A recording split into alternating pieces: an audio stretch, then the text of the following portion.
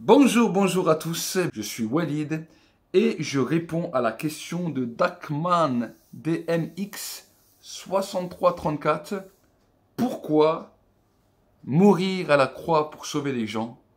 Pourquoi ne pas tout simplement les avoir rendus meilleurs vu que Jésus est Dieu?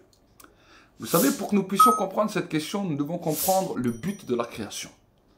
La Bible nous dit que Dieu a créé la terre pour les fils de l'homme et qu'il a créé le ciel pour lui et pour ses anges.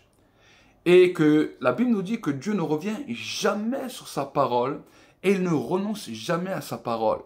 Il n'est pas comme un homme, quand il dit une chose, il est obligé de l'accomplir jusqu'au bout. Et quand Dieu a créé le ciel et la terre, il a créé justement la terre pour les hommes.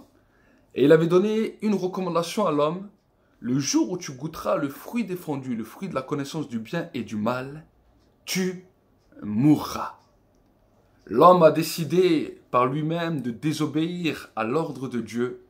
Et en désobéissant à l'ordre de Dieu, le poids de la condamnation de la parole a commencé à s'imposer sur la vie de l'homme.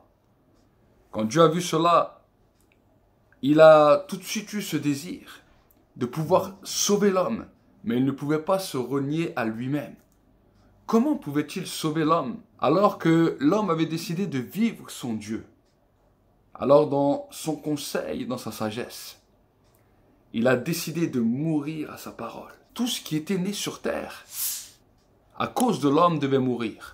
Tant bien les animaux que les arbres, tout ce qui fait partie de la création est appelé à mourir à cause de la désobéissance de l'homme.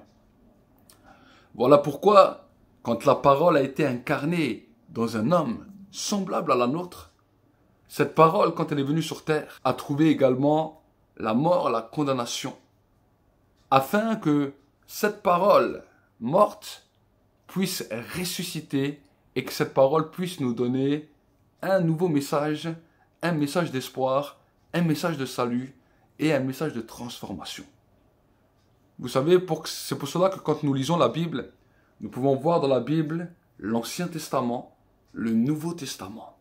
Ça voulait dire que, avant que cette première parole puisse mourir, cette parole-là s'est arrêtée pour nous donner l'accès à une nouvelle parole, à un nouveau verbe, dans lequel cette parole est remplie d'espoir, cette parole remplie de grâce, et cette parole remplie de salut.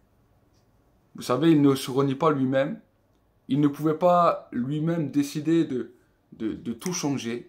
À cause de ce qu'il avait dit, il était obligé de mourir à sa propre parole afin de pouvoir nous sauver et nous donner une nouvelle parole.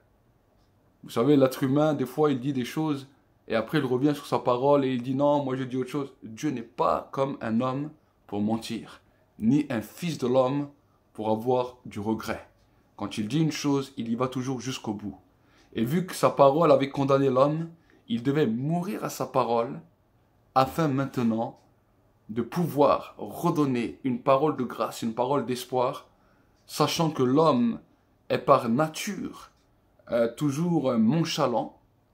Il avait décidé dans sa grâce de pouvoir donner une parole qui sauverait l'homme et qui le relèverait coûte que coûte. Que Dieu vous bénisse.